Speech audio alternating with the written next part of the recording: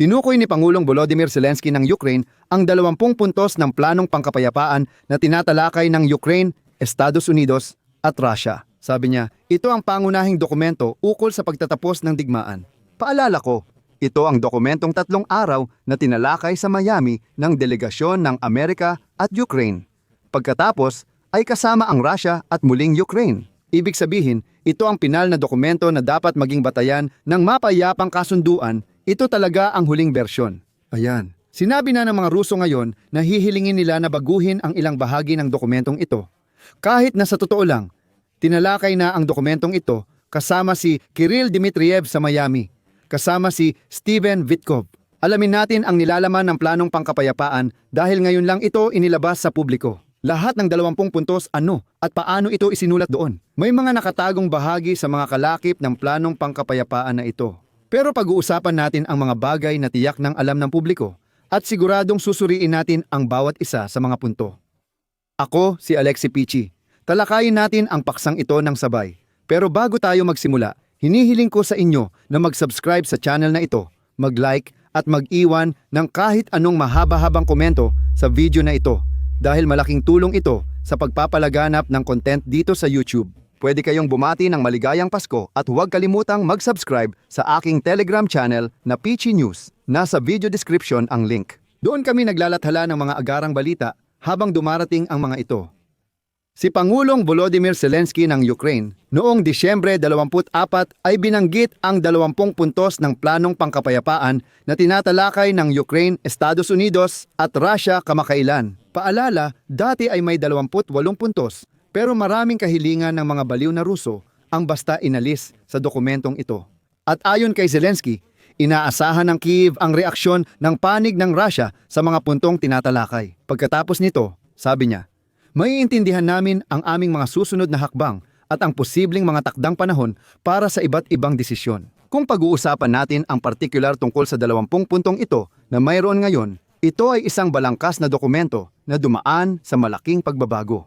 Ito ang dokumento na dati ay nagsimula sa 28 na puntos at bilang resulta, ngayon ay mayroon tayong dokumentong ganito ang itsura, isang draft. Hindi pa ito dokumentong napagkasunduan ng mga panig, pero nabuo na rito ang isang tiyak na lohika kung paano inirerekomenda na tapusin ang digmaang ito.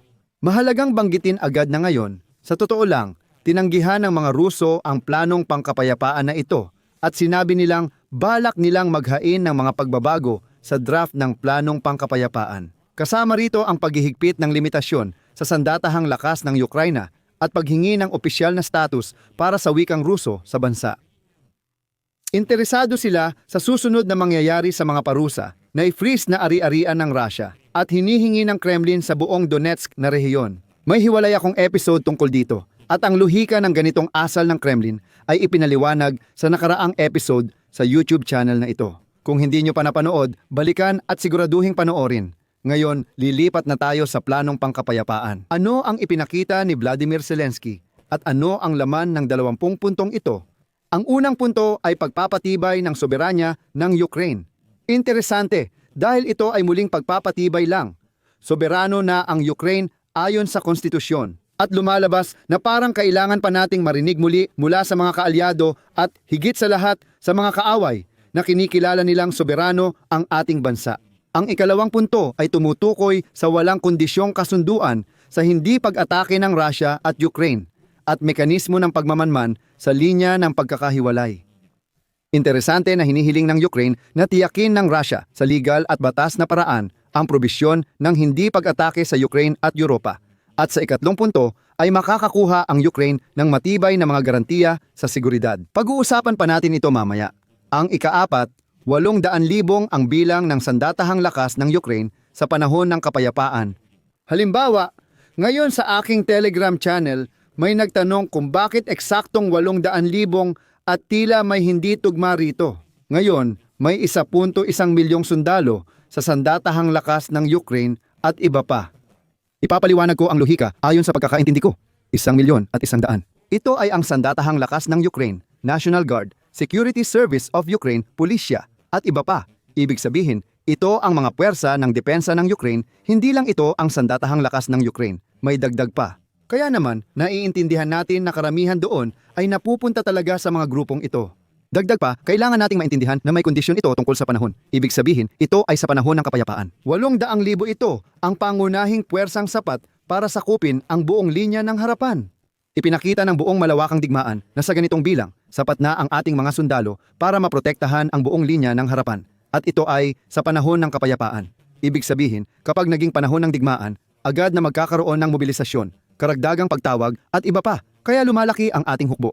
Ikalimang punto, magbibigay ang United States, NATO at Europa ng seguridad na garantiya sa Ukraine gaya ng Artikulo 5. Kung sasakupin ng Russia ang Ukraine, may magiging tugon militar at muling ipapataw ang mga parusa. Kung ang Ukraine ang sumakop sa Russia o walang dahilan na nagpaputok sa teritoryo ng Russia, ang mga garantiya sa seguridad ay kakansilahin. Kung ang Russia ay nagpaputok sa Ukraine, ang mga garantiya sa seguridad ay agad na dapat ipatupad. At dito lumitaw ang isang kawili-wiling bagay. Ayon kay Zelensky, sa puntong ito ay binanggit din ang kompensasyon para sa Estados Unidos ng Amerika kapalit ng mga garantiya sa seguridad. Ngunit ngayon ay tinanggal na ang puntong ito. Ibig sabihin, kay Donald Trump talaga sinabi na bigyan kami ng pera kung sakali. Dahil sa garantiya namin sa seguridad, hindi lang sapat ang pasasalamat. Dapat nyo rin kaming bayaran bilang kapalit. Ibig sabihin, naiintindihan nyo, ito ang mga kaalyado, partner na nagsasabing, syempre, ginagarantiya namin ang seguridad, pero bayaran nyo kami para dito. Ipagpapatuloy ko ang pagbanggit.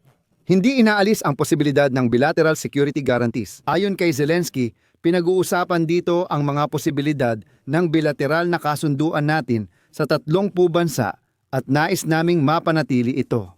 Ito ay mga bansa ng koalisyon ng 30 bansang nais sumali, kabilang dito ang Europa, Canada at Japan na handang tumulong sa atin sa iba't ibang paraan para sa seguridad. Sa ika-6 na punto, itatakda ng Rusya ang pulisya ng hindi pag-atake sa Europa at Ukraine sa lahat ng batas at dokumento, pati ratifikasyon sa State Duma. Magiging miyembro ang Ukraine ng European Union sa tamang panahon at magkakaroon ng pansamantalang pribilehiyo sa merkado ng Europa. Ang pagiging European Union member ay mahalaga sa seguridad ng Ukraine, kaya nais ng Kyiv ng tiyak na petsa ng pagpasok. Ibig sabihin, sa plano ng kapayapaan ay dapat nakasaad na sa ganitong petsa ay tiyak na dapat tayong sumali. Ang ika-8 punto ay matibay na pakete ng pandaigdigang pag-unlad para sa Ukraine na ilalagay sa hiwalay na kasunduan sa pamumuhunan. Kasama rito, partikular ang pondo para sa pag-unlad na gagamitin sa pamumuhunan, pagpapaunlad ng infrastruktura ng gas, pagpapanumbalik ng mga teritoryo at pagkuha ng mga mineral at likas na yaman.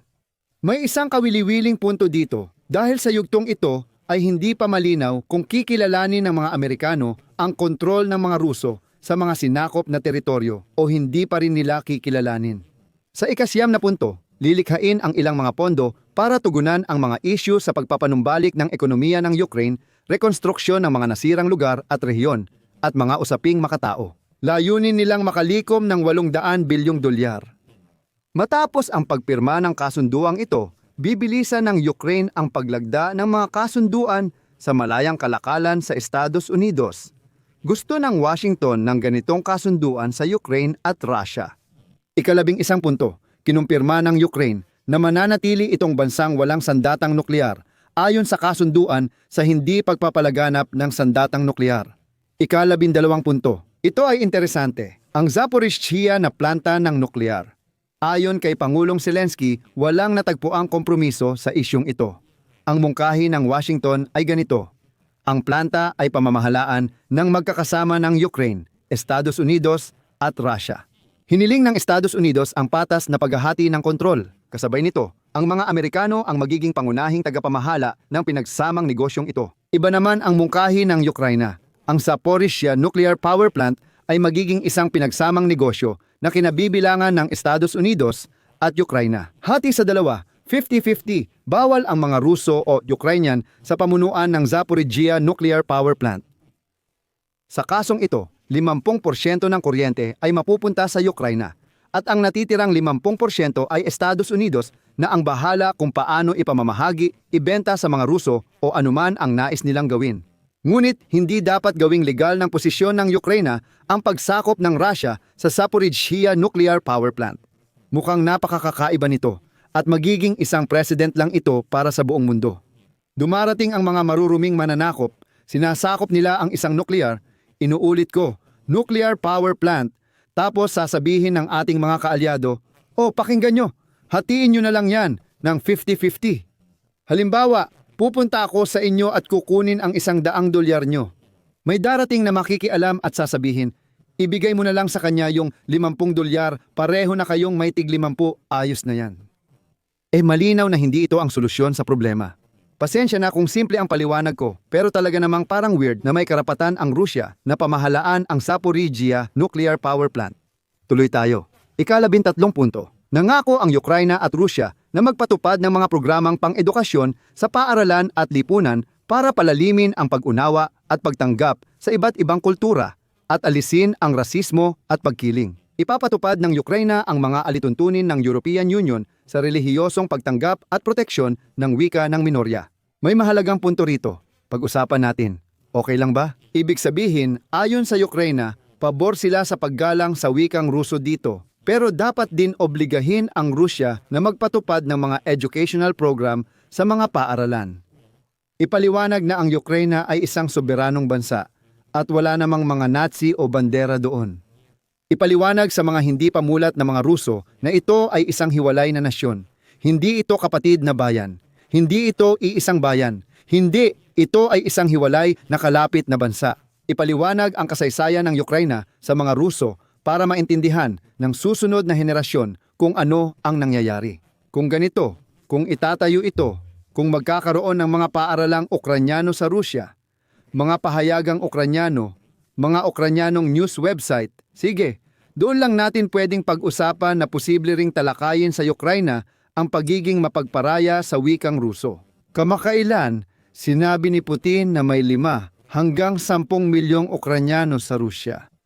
O sige, para sa 10 milyong Ukranyano, kung sigurado kayong ganun sila karami sa Rusya, magpatupad na lang kayo ng edukasyon sa wikang Ukranyano o kahit paano. Mahina ang paniniwala ko na papayag ang Kremlin dito. Ang ika-14 na punto tungkol sa teritoryo ang pinakamahirap. Ayon kay Zelensky, inaasahan na sa Donetsk, Luhansk, Zaporizhzhia at Kherson ang pwesto ng mga tropa sa araw ng kasunduang pangkapayapaan ang magiging de facto na linya ng pagkakahati. Kailangang i-withdraw ng Russia ang tropa nila mula Dnipropetrovsk, Mykolaiv, Sumy at Kharkiv para maging epektibo ang kasunduan. Sinabi ni Zelensky na nais ng Moscow na lisanin ng Ukraine ang Donetsk. Nag-alok ang Estados Unidos ng kompromiso, isang malayang economic zone na hindi sa inyo o sa amin. Kung walang kasunduan sa kung saan tayo nakatayo, ibig sabihin ay walang aalis. Ang malayang economic zone ay maaari lamang tanggapin sa pamamagitan ng referendum ng mga Ukrainian. Kasabay nito, sinabi ni Zelensky na suportado ng Estados Unidos ang referendum, ngunit buong dokumento ang dapat iboto, hindi lang isang tanong. Kailangan ng hindi bababa sa 60 araw para sa referendum, kaya kailangan ng tunay na tigil putukan sa Ukraine sa loob ng 60 araw. May isang kawili-wiling punto rito. Hindi malinaw. Ibig sabihin bago pirmahan ang kasunduan, kailangan ng tigil putukan ng 60 araw, kaya dapat pansamantalang pumayag dito ang mga Ruso. At pagkatapos ng 60 araw, magkakaroon ng referendum sa Ukraine. Magpapasya ang mga Ukrainyano kung pumapayag ba tayo sa isang malayang sonang pang-ekonomiya sa Donbas o hindi. Pagkatapos lang noon, magkakaroon ng kasunduang pangkapayapaan. Punto 15. Kapag napagkasunduan na ang mga teritorial na kasunduan, nangangako ang Russia at Ukraine na hindi ito babaguhin gamit ang dahas. Punto 16. Hindi hahadlangan ng Russia ang Ukraine na gamitin ang ilog Dnipro at ang itim na dagat para sa komersyal na gawain. Ibig sabihin, daraan ang mga barkong Ukrainian sa ilog Dnipro kahit sa okupadong teritoryo. Magkakaroon ng magkahiwalay na kasunduan sa dagat at pag-akses na sumasaklaw sa kalayaan ng paglalayag at transportasyon. Sa ilalim ng kasunduang ito, ang Kinburgskaya Kosa ang magiging ika-17 na punto para maresolba ang mga issue. Itatatag ang Humanitarian Committee, palitan ang mga bihag ng digmaan, ibalik ang mga sibilyan kabilang ang bata at bilanggong politikal, at lutasin ang problema ng mga biktima ng tunggalian. Dapat magsagawa ang Ukraina ng halalan sa lalong madaling panahon pagkatapos mapirmahan ang kasunduan. Una ang pampanguluhan, pagkatapos ay ang pambatasan. Ang kasunduan ay magiging legal na obligasyon at babantayan ng Konseho ng Kapayapaan sa pamumuno ni Donald Trump. Sa paglabag, may ipapataw na mga parusa, ngunit hindi pa alam kung ano ang mga iyon. Pagkatapos pumayag ang lahat ng panig sa kasunduang ito, agad na magkakabisa ang ganap na tigil putukan. 21. Ilalagay ng Ukraina ang kasunduan para sa ratifikasyon ng Parlamento ng Ukraina o magsasagawa ng pambansang referendum para sa pag-aproba nito. 22. Maaaring magpasya ang Ukraina na magsagawa ng halalan kasabay ng referendum. Magkakabisa ang kasunduan kapag natupad ng parehong panig ang obligasyon nila. Magkakabisa lang ang mga garantiya sa seguridad kapag lubusang naratipikahan o naaprubahan sa referendum ang kasunduan. Ibinahagi ni Zelensky na bukod sa peace plan, may 3 pang dokumentong tinatalakay. 26 tatlong-panig na dokumento sa pagitan ng Ukraina, Estados Unidos at Europa ukol sa seguridad. 27 2 panig na dokumento sa pagitan ng Ukraina at Estados Unidos tungkol sa seguridad. 28 roadmap para sa pagbangon at pang-ekonomiyang pag-unlad ng Ukraina hanggang 2030. Ang Kremlin, gaya ng alam ninyo, ngayon sinabi ko na hindi namin gusto ang lahat ng 20 puntos at parang rerepasuhin at babaguhin namin ang mga ito. Nabanggit ko na sa nakaraang episode kung ano ang gustong baguhin ng Kremlin. Kaya siguraduhin pumunta kayo sa channel at panoorin ito kung hindi nyo pa ito nakita. Ngayong araw, matapos kong ilathala ang 20 puntong planong pangkapayapaan sa Telegram channel kong Pechi News, may isang taga-subaybay na nagtanong ng kawili-wiling tanong. Paano kung magpaputok ang Rusya sa ilalim ng ibang bandila o sa pamamagitan ng ilang hindi kilalang tao? Baka ang tinutukoy ay mga berdeng tao, tulad ng nangyari sa Crimea. Ibig sabihin ba mawawala na lang bigla ang mga garantiya ng seguridad? Kasi nakasaad sa kasunduan na kapag nagpaputok ang Russia sa Ukraine, dapat mag-react ang mga Amerikano at Europeo, kasama na ang paggamit ng militar kung kinakailangan.